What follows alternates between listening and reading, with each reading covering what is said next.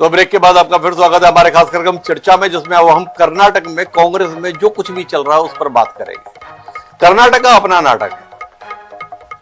3 साल पहले कांग्रेस ने भारतीय जनता पार्टी को करारी शिकस्त देते हुए 224 सदस्यीय कर्नाटक विधानसभा में चमत्कारिक बहुमत हासिल किया था। वो बहुमत इतने बड़े अंतर के साथ में था कि सरकार की स्थिरता को लेकर सामान्य किसी व्यक्ति को संदेह नहीं था। 224 सदस्य कर्नाटक विधानसभा में कांग्रेस पार्टी 135 सीटें जीत पाने में कामयाब रही। वहीं भारतीय जनता पार्टी को कुल जमा 66 सीटें मिली।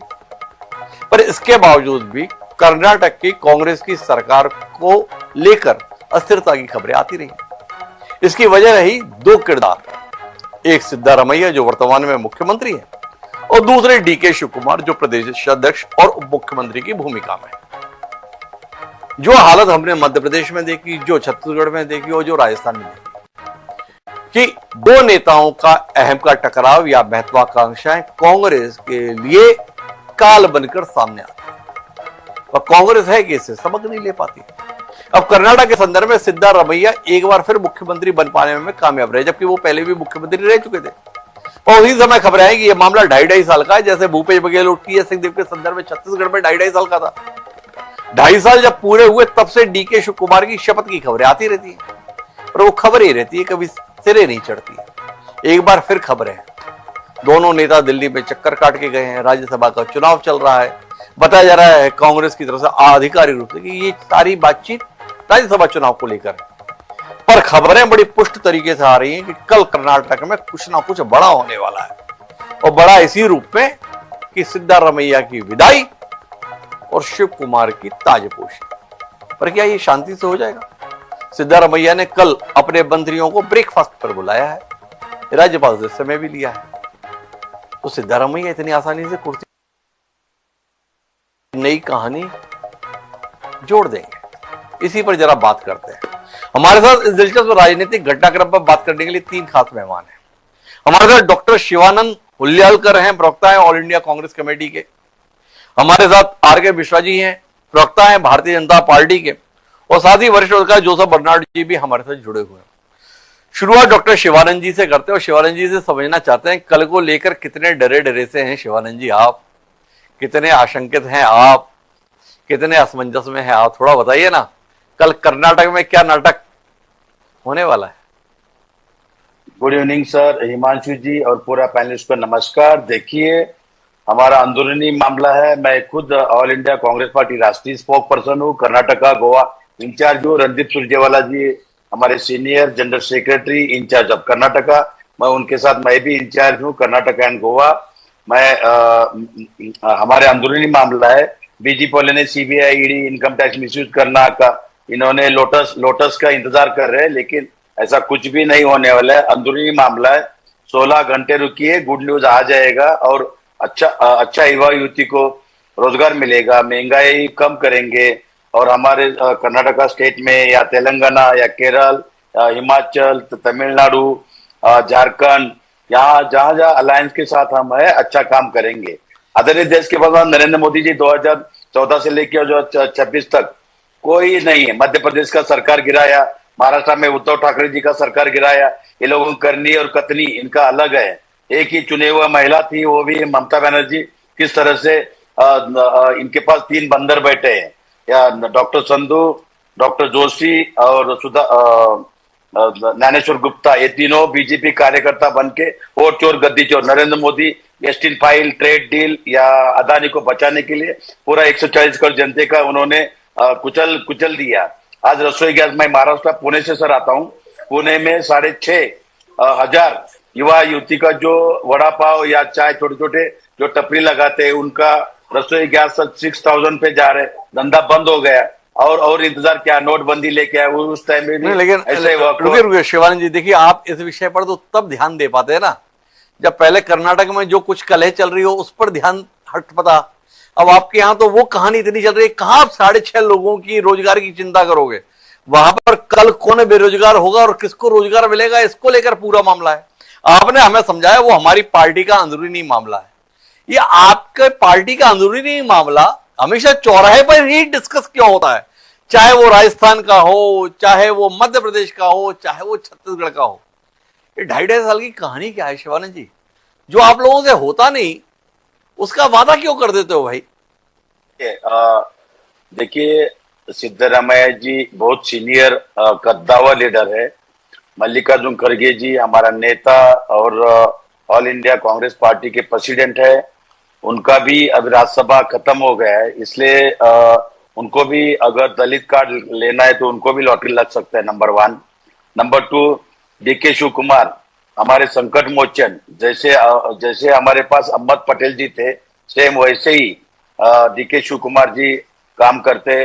बीजेपी उनको दबाने के लिए सीबीआई ईडी मिसयूज कर रहे। केरल के एक्स चीफ मिनिस्टर के घर पे ईडी का रेड हुआ, किस तरह से ये लोग बौखला गया। नरेंद्र मोदी हमेशा सब उनको ही चाहिए। अरे भाई, थोड़ा जरा जीने दो लोगों को, बार बार डराना धमकाना ये ठीक नहीं है। लेकिन कर्नाटक में जो होगा बहुत सही से। मैं सीडब्ल्यूसी मेंबर भी हूँ, वो हमारे साथ पूरा मीटिंग हुआ। मैं कल रात को दिल्ली से आया हूँ। मैं गुड न्यूज बता रहा हूँ सर, कर्नाटक में बहुत अच्छा मैसेज आएगा और युवा युवती को बारे में सोच अच्छा रहेगा। और सिद्धरामैया जी हो, खड़गे जी हो, या डीके शिव कुमार जी हो, या परमेश्वर जी हो। अच्छा शिवानंद जी, एक अच्छी बात बताओ, फिर मैं मिश्रा जी के बताओ। आप बार बार मुझे ये कह रहे हो गुड न्यूज आएगा, कि सिद्धरामैया का पद से हटना कांग्रेस को गुड न्यूज क्यों लग रहा है? नहीं, मैंने कभी नहीं बोला। मैंने सर हटना करके कब बोला सर? मैंने कभी नहीं बोला। मैं ये बोल रहा हूँ, आप लोग इंतजार कर रहे मीडिया में बाहर, मैं ये बोल रहा हूँ कि अच्छा न्यूज आएगा सर। यही तो मसला है।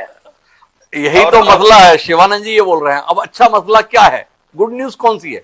सिद्धरामैया पद पर बने रहेंगे, ये गुड न्यूज है? या शिव कुमार अगले मुख्यमंत्री होंगे, ये गुड न्यूज है? या दोनों ही बैड न्यूज? गुड न्यूज ये कि मल्लिकार्जुन खड़गे और राष्ट्रीय अध्यक्ष नहीं रहेंगे, वो अब कर्नाटक के मुख्यमंत्री होंगे।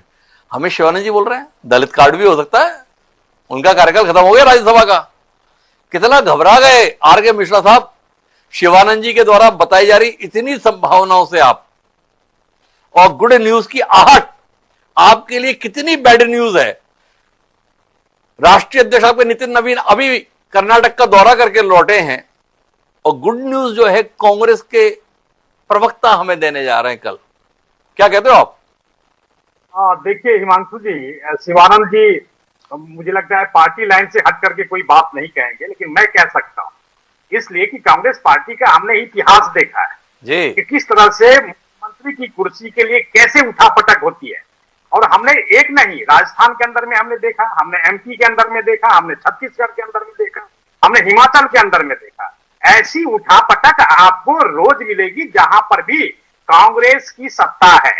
कांग्रेस ने उन जनादेश का अपमान करने की कोशिश की है, चाहे वो कर्नाटक के अंदर में हो, चाहे जिस समय में इनका। देखो मिश्रा जी, ऐसा है इतिहास भी ऐसी घटनाओं से भरा पड़ा है।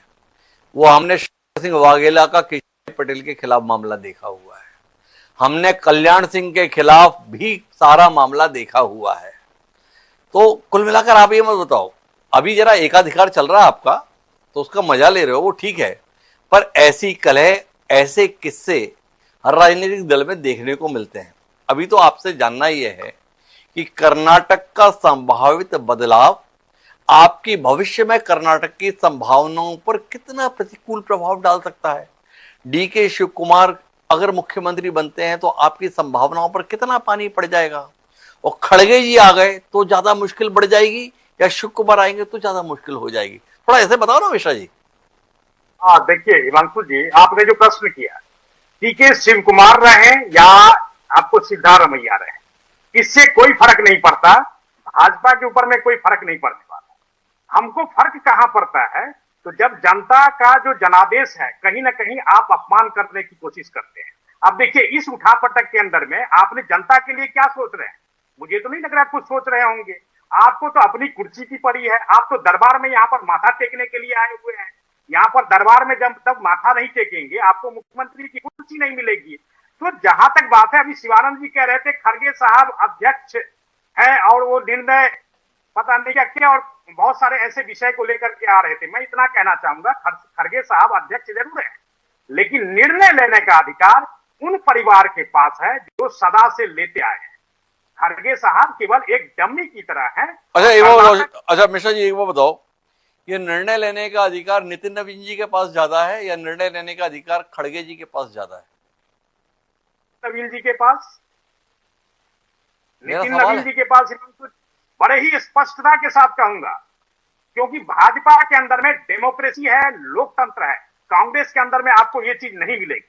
अच्छा, तो फिर ये बताओ मिश्रा जी, अगर इतना ही अधिकार संपन्न आपके राष्ट्रीय अध्यक्ष हैं तो 20 जनवरी 2026 को वो राष्ट्रीय अध्यक्ष हो गए। आज तारीख 27 मई हो रही है, अभी तक उनकी टीम का ही अता पता नहीं है। तो ये अध्यक्ष जी फैसले नहीं ले पा रहे या किसी और को फैसले लेना है इसलिए फैसले नहीं आ रहे?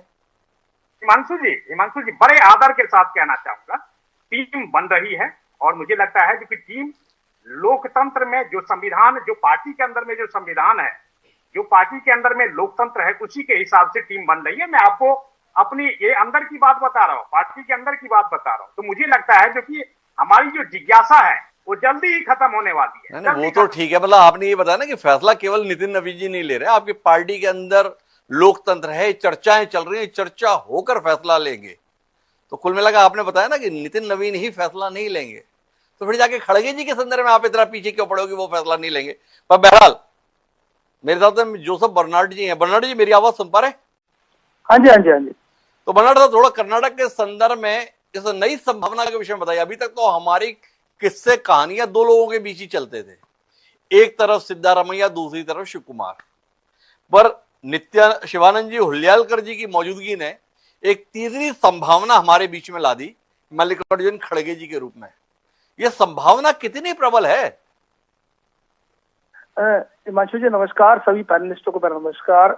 मैं ये एक बात कहना चाहूंगा, चाहे बीजेपी हो कांग्रेस हो, इस मामले में सभी एक जैसे हैं जी। अब वो बोल रहे थे कि राष्ट्रीय अध्यक्ष को कितना पावर है, नड्डा जी को कितना पावर था, ये सब जानते हैं, है ना। और जो मायावती सरकार जो यूपी में बनाई उसका क्या हुआ सब जानते हैं, या मैं वो जम्मू कश्मीर में जो सरकार बनाई बीजेपी ने, तो सारे एक जैसे हैं।